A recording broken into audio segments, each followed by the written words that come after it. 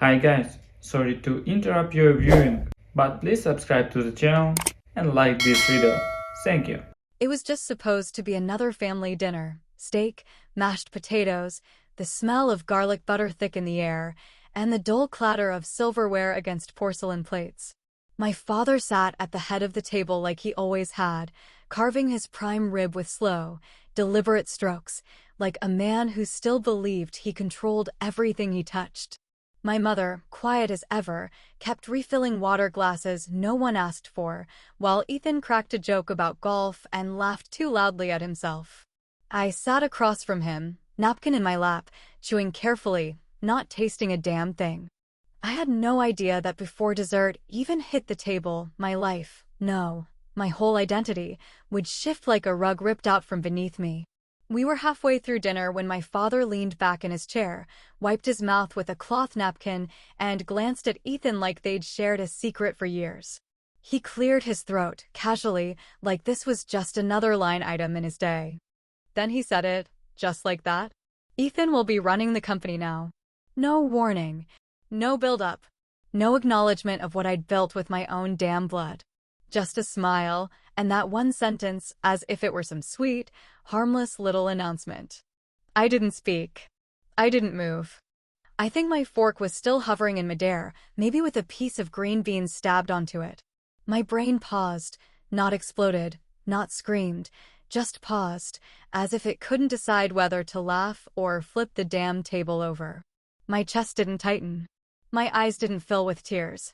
Nothing. Just this eerie, cold stillness that crawled down my spine like ice water. 15 years. 15 goddamn years of sacrificing everything, and he handed it all to a man who couldn't even manage his own credit card bill. I glanced at Ethan. He looked surprised for a second, but not shocked. No, not really. Just surprised it came out so soon. His mouth curled into that same smug grin he'd had since high school, like he just won the homecoming crown again. He raised his glass. Well, guess I better start getting used to the corner office, he said, chuckling like it was a joke, but I knew him too well. There wasn't a single goddamn joke in that sentence. My mother looked down at her plate, pretending to rearrange her food. Her silence burned more than my father's words. She knew. She always knew.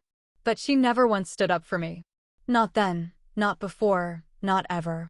My whole life she played the soft mediator, always smoothing edges that should have been sliced wide open. Do you know what it's like, truly know what it's like, to give up your youth, your health, your entire goddamn life to keep something afloat while everyone else sat back and reaped the glory? I was 27 when I took over the daily operations. The business was circling the drain, hemorrhaging money, customers fleeing like rats from a sinking ship. My father had all but given up. Ethan was still blowing tuition money on poker nights, and I was the only one who cared enough to fight for it. I worked 18-hour days, slept under my desk, skipped birthdays, buried my marriage in the basement of quarterly reports and investor meetings. While Ethan was chasing girls and crashing his fifth used BMW, I was building a logistics network from scratch. While my father bragged about the family legacy, I was fixing payroll out of my own damn savings. But none of that mattered, apparently. Because at the end of the day, I was still just the daughter. Not the heir. Not the leader. Just the placeholder until the prodigal son was ready to play dress up. And the worst part? I didn't say a word. I nodded. I smiled. I raised my glass to toast the man who'd just stolen everything I'd built, and I swallowed the acid in my throat with a sip of cheap Cabernet. Because they didn't deserve my anger. Not yet. They didn't deserve my pain. They deserved something colder. Something slower. Something they wouldn't see coming. That night, I went home and sat in the dark for 3 hours, staring at the ceiling while the weight of 15 years pressed against my ribs. And somewhere in that silence, something inside me broke, but not in the way they expected. Not in the way they hoped. It didn't break down, it broke open. They thought I would cry. They forgot I built empires with quiet hands. The morning after that dinner, I woke up early, not because I couldn't sleep, hell, I hadn't even closed my eyes, but because there was something unsettling about the quiet. It wasn't just the silence outside, the still air, or the way the sun filtered through the curtains like it didn't give a damn about what had just happened the night before. It was the silence inside me, the kind that comes after a storm when the damage is done, but no one's walked outside yet to count the broken windows. I walked through the house I used to call mine, the one I bought after my divorce when I still believed in fresh starts and clean slates. The hardwood floors echoed under my bare feet like they were reminding me of every late night I spent pacing through business plans and investor presentations. I passed by the hallway where I used to keep a whiteboard with market forecasts scribbled in different colors: blue for growth, red for risk, green for goals that somehow always came with my name attached, but someone else's credit slapped on top. In the kitchen, I stared at the coffee maker I hadn't used in days, maybe weeks. It still had a filter in it, stale and forgotten, like everything else I'd set aside for that company. The fridge had a few takeout containers and a bottle of wine I'd been saving for a moment that never came. On the wall was a framed photo from a charity gala years ago, me in a black dress, smiling next to my father and Ethan, both in tuxedos, like we were the perfect business family. Funny how a camera can capture a lie so damn clearly. I sat at the dining table and thought about all the nights I worked until dawn, alone, while my ex-husband accused me of loving spreadsheets more than him. He wasn't entirely wrong, I guess. I missed birthdays, missed funerals, missed 1,000 tiny moments because I believed loyalty would eventually mean something. I thought the sacrifice would be noticed, that my father would one day see what I'd built and hand it over with pride. Instead, he tossed it to Ethan like it was a set of car keys. Have you ever been used like that, given everything, just to be discarded like a side note? Just written out of your own story while everyone else claps for the wrong person? What would you have done in my place? Screamed. Walked out? Set the whole thing on fire? Or would you have smiled, nodded, and waited for the moment when they'd feel it 10 times worse? By noon, I had a message from Ethan. He'd already scheduled a meeting with the executive team, didn't bother inviting me. He posted a photo on social media, standing in front of the company headquarters with a caption that read, "Big moves coming. Ready to take this legacy forward." Legacy. He didn't know the first damn thing about legacy. The only legacy he'd ever cared about was his trust fund and how fast he could burn through it without looking like a complete idiot. I watched from a distance while he started making decisions, sloppy ones.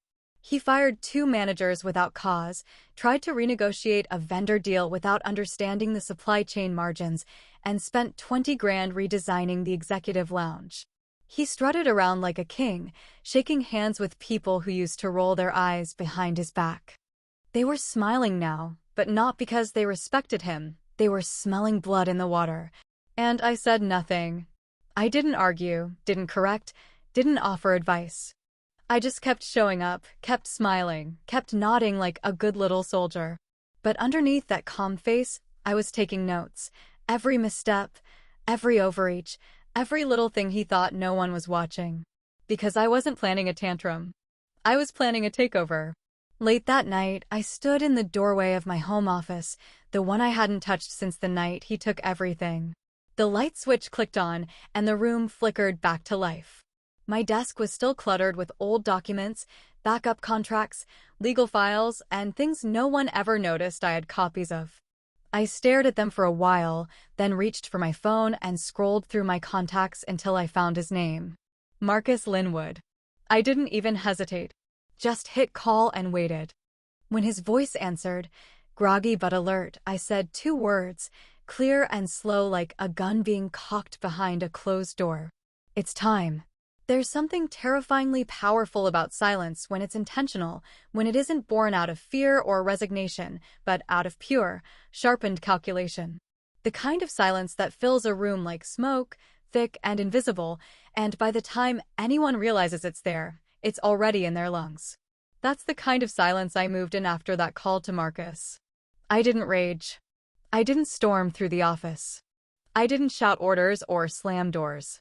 I simply slipped back into the machine I had built with my own 2 hands, and I began turning the gears from beneath the surface, slow, precise, and devastating. The first thing I did was start pulling threads, the ones most people didn't even know existed. See, while everyone else had been watching the visible face of the company, I had been embedding control into the bones of the infrastructure for over a decade. I wasn't stupid enough to build something without keeping keys hidden in places only I could reach. I had created a network of side contracts, agreements with suppliers and third-party partners that quietly locked them into loyalty not to the company name, but to me personally. There were clauses buried so deep in the paperwork that even the legal team would need a flashlight and a prayer to dig them out. Then there were the shares, those sweet little untraceable fragments of equity I'd stashed across holding companies and shell entities. No one had ever bothered to question them because they were insignificant on paper, just minor stakes spread thin. But together, they created a net strong enough to catch a fall and tight enough to strangle anyone who didn't know where to look. I had a fallback plan long before anyone ever thought I'd need one, and now it was my most lethal asset. I didn't make a single move without masking it under routine. I had documents updated, accounts reviewed, processes streamlined. People were moved quietly, some promoted, some reassigned, some gently pushed out under the guise of structural changes. I spoke in vague terms at meetings, smiled through performance reviews, and offered support to Ethan with a sweetness so polished it probably gave him cavities. Meanwhile, Marcus handled the back end, rerouting financial flows and cleaning digital footprints with the precision of a surgeon and the conscience of a hitman. But it didn't take long for Ethan to feel it in his bones, that creeping, disorienting sense that something wasn't quite right. Deals he thought were secure began to unravel. Suppliers suddenly wanted renegotiations. Senior managers started taking longer to respond, some even whispering among themselves in hushed tones behind conference room doors. And still, I said nothing. I walked past him in the hallway like everything was normal, smiled during morning briefings, even complimented his idiotic new marketing campaign, all while dismantling his authority piece by piece like a house of cards in a wind tunnel.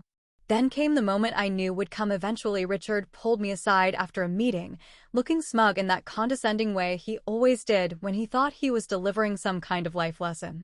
He leaned against the glass wall of the executive suite and said, with that damn patronizing half-smile, "You always needed to feel important, Laura. That's your problem. You never learned how to just support the team without needing to be the center of it." I didn't even flinch. I just looked him straight in the eyes and said, soft and steady, "Not anymore." He didn't understand what I meant. Of course he didn't. Men like him rarely do until it's too late. They live in a world where power is loud and obvious, where legacy is a throne passed down by handshakes and bloodlines, not spreadsheets and clause structures. But I didn't need to be important anymore. I didn't need a title or a trophy. I just needed leverage, and I had more of it than he could ever imagine. The final stroke came 2 days later, during what was supposed to be a routine budget review meeting. Ethan sat at the head of the table, trying too hard to sound like a leader, stumbling through financial jargon he barely understood. I waited until his voice trailed off in confusion over a line item he didn't recognize, something that looked minor, buried under standard ledger entries. That's when I slid the document across the table, smooth and casual, like it was nothing more than a summary report. He looked at it, scanned the first page, then frowned. Flipped to the second. His face started to shift, confusion first, then annoyance, then a flicker of something deeper he didn't yet have words for. "What is this?" he asked, glancing up at me, eyes narrowing. I leaned in just slightly, folded my hands together, and said with the kind of calm that only comes from total control, "Just something I thought you should take a look at. You'll understand soon." Because that document wasn't just paper, it was a fuse. And the match had already been lit. There's a kind of elegance in revenge when it's done right, not loud or dramatic, not soaked in chaos or cheap theatrics, but clean, calculated, almost surgical in its precision. And that's exactly how I played it. No screaming, no ultimatums, no angry power grabs in boardrooms. Just quiet moves made in the dark, with the kind of grace that makes people second-guess whether anything's even happening until it's too late to undo it. I became the switchblade wrapped in silk, smiling while I carved through the foundation they thought was unshakable. The first pieces I moved weren't documents or accounts this time, they were people. Not random employees or junior staff, but the old allies. The ones everyone forgot about because they weren't loud anymore, because they had aged out of the spotlight, because no one realized how deep their roots still ran. I started with Howard Abrams, one of the longest-standing board members, a man my father used to dismiss as just a relic from the early days. But Howard remembered exactly who saved the company when it was one payroll away from collapse, and it sure as hell wasn't Ethan.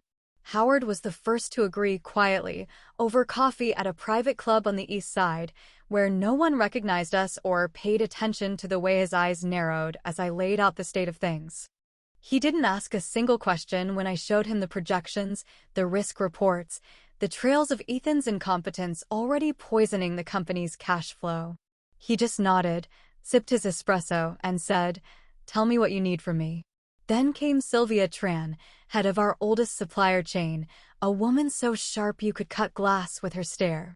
I'd kept her close for years, built loyalty through consistency and fairness, and now I needed her to squeeze a little pressure where it hurt. She adjusted pricing terms, delayed shipments, cited concerns about Ethan's recent decisions, all of it just enough to disrupt his operations, not enough to raise flags on paper. From the outside, it looked like supply chain turbulence. From the inside, it was a slow suffocation. And then there was Patrick Hale, the wild card, the power move, the one asset I'd been holding in reserve for years. A private investor with deep pockets, a long memory, and a personal grudge against Richard Keller that burned hotter than mine ever could. Years ago, my father humiliated Patrick in a hostile acquisition attempt, left him bleeding out in front of the press and shareholders, made sure no one in the city forgot it. But I never forgot Patrick either. I kept him in the background, fed him whispers, let the resentment age like whiskey until it was strong enough to use. And now I brought him to the table, not as a friend, but as a loaded gun aimed straight at the legacy Richard thought was untouchable.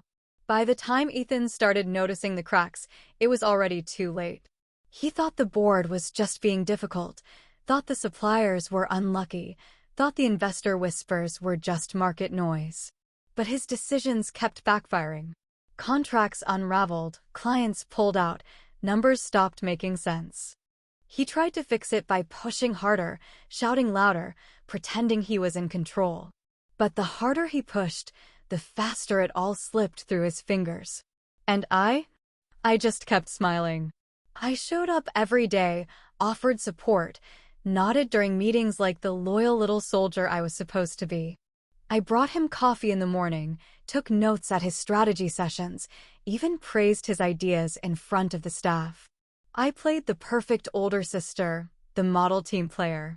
And every time he looked at me with that smug little smirk of his, I had to bite the inside of my cheek to keep from laughing out loud. I still saw Rachel, my therapist, every Tuesday afternoon.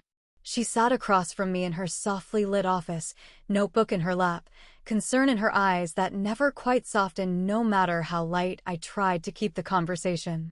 This time, she didn't dance around it. She asked, "What are you really trying to win here, control of the business or your father's respect?" I let the question hang in the air for a moment, stared at the corner of the ceiling like it had answers I couldn't say out loud. But then I looked her in the eye and said it plainly, because there was no point hiding anymore. Neither. I want them to feel what I felt for 15 damn years. I said it slowly, like a confession, like a curse I was finally ready to speak into existence. And the second it left my mouth, I felt lighter, not happier, not freer, but clearer. Like I had stopped pretending even to myself that this was about fairness. It was about balance. About making sure they understood that I hadn't just suffered. I had memorized that pain, carried it like a blueprint, and now I was rebuilding their world with it brick by brick. They wanted a legacy. I was giving them one. Just not the one they expected. There is a particular silence that comes right before the final blow, a stillness so sharp, so heavy, it almost hums in the air like the moment just before lightning splits the sky. That was the silence I carried with me the morning I walked into that building for what everyone assumed would be another mundane quarterly strategy review. No one knew what I had planned, not the staff, Not the board, not even Ethan, especially not Ethan. He thought the worst had already passed, thought he was just weathering a few storms before reclaiming his grip. But what he didn't know, what none of them knew, was that the storm had never been outside. It had been walking beside them every day, dressed in silk blouses and polite smiles. It had been me. The plan was already in motion before I even stepped through the lobby. Marcus had done exactly what I needed him to do. Nothing spectacular, nothing overt, just enough betrayal to tilt the first domino. A missed meeting here, a delayed response there, a confidential memo conveniently leaked to the wrong inbox. Ethan never saw it coming, and that was the beauty of it. He thought Marcus was still his lapdog, still loyal to the golden boy who never earned a single damn thing on his own. But Marcus knew better. He'd seen what I built. He knew who had actually kept this company alive when it was bleeding out in the early years. And more importantly, he remembered the clause. That clause was the ticking time bomb buried in the foundation of this empire, hidden so deeply that even Richard had forgotten it existed. Years ago, during a restructuring period, I'd slipped it into a stack of legal updates, routine policy revisions, board approval forms, standard compliance language. Nothing flashy. Nothing that would raise suspicion. But in that pile was a clause that gave me irrevocable proxy rights over a specific class of shareholder votes if the company's valuation crossed a certain threshold under my direct management. And guess what? It had crossed that line 2 fiscal years ago, right under everyone's noses. That clause gave me control, not over operations, not over daily decisions, but over ownership.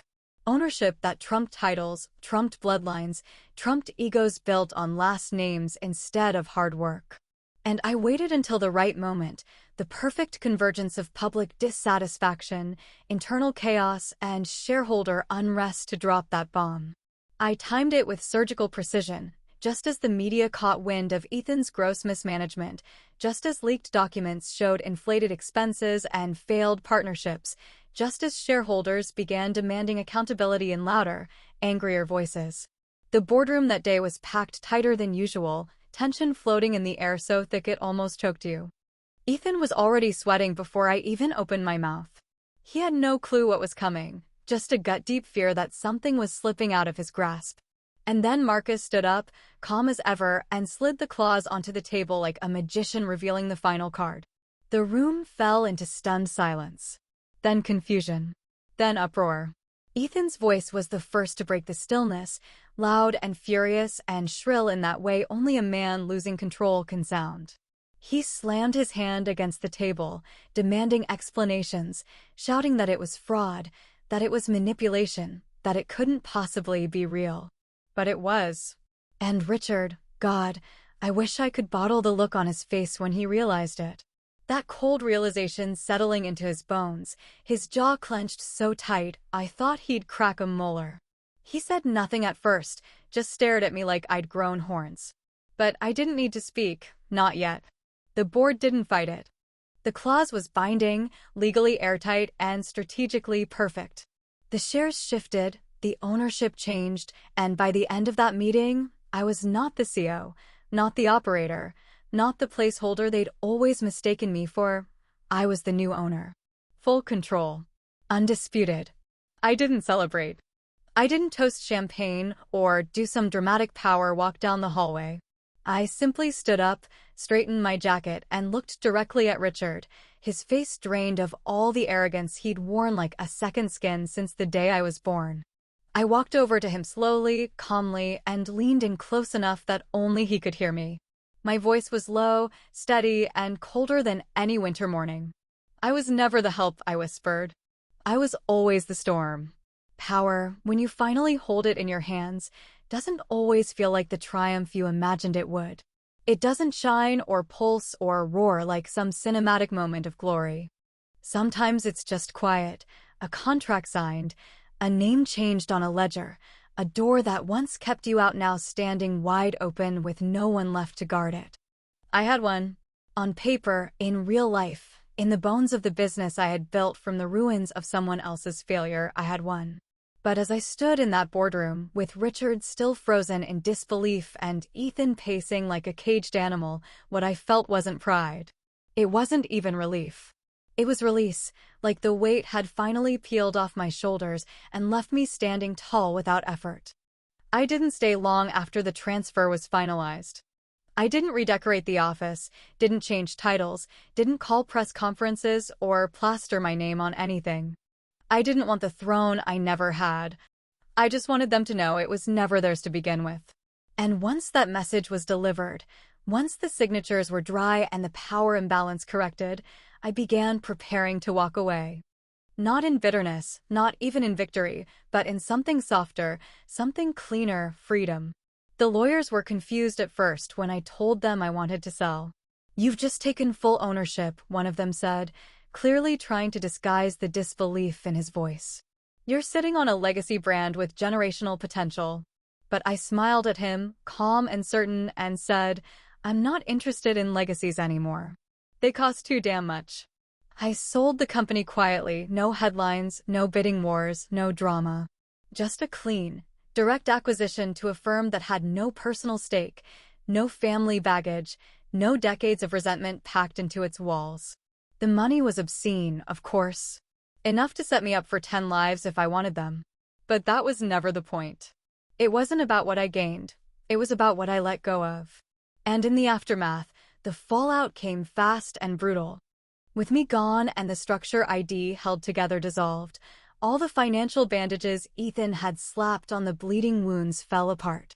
Lawsuits began piling up from vendors and ex-employees, investigations opened into misappropriated funds, and the media dug into every messy detail of his disastrous tenure.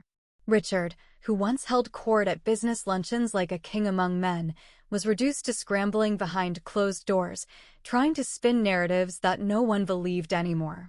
No one returned his calls. No one invited him to speak. He became the cautionary tale he used to mock other men for becoming. Ethan spiraled quickly.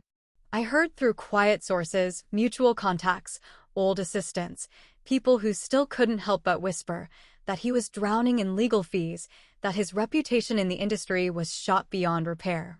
That even the friends who once kissed his ring now treated him like a liability. There was no public revenge, no grand takedown speech. Just silence. Cold, undeniable silence. The kind that stings worse than any headline. As for me, I disappeared from the radar the way smoke vanishes after the fire's done burning. No interviews. No new ventures. No dramatic rebranding. I moved to a small place in a quiet coastal town where no one cared who I was or what I'd done. Some mornings I sat with coffee by the window, watching the sea roll in like it had nothing to prove. Some evenings I walked without destination, letting time stretch out without meetings, without deliverables, without anyone demanding anything from me. Maybe Marcus came with me. Maybe he didn't. I won't say. Some things are better left undefined. We had history, scars, a kind of understanding that didn't need labels. Sometimes silence is the only language two people can truly share. But there was one last thing I needed to do before I let it all go completely. I drove back to the city one evening, quiet roads, dusk bleeding into night, and I knocked on a door I hadn't walked through in years. My mother opened it, her eyes soft and surprised, and for a moment, neither of us said a word. I didn't yell. I didn't ask why she never spoke up for me. I just handed her a small silver key, placed it gently in her palm, and smiled. She didn't ask what it unlocked. She just held it, eyes wet with something between regret and understanding.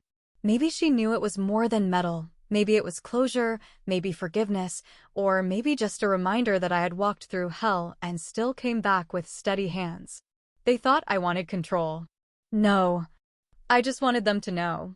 You don't bury the one who built your kingdom. You crown her. Or you suffer without her. That's not revenge. That's just gravity. That's just balance. And the truth is, I didn't stay to watch them fall. I had better things to do. Like breathe. Like sleep through the night without checking email. Like finally, choosing peace over proving a point. But I wonder sometimes, in the quiet moments, if they ever sit alone and ask themselves what they did wrong. If they ever feel the silence I left behind and mistake it for a ghost, I wonder if they ever really understood what I took from them in the end. Not the company, not the power, just the illusion that they were ever in charge at all.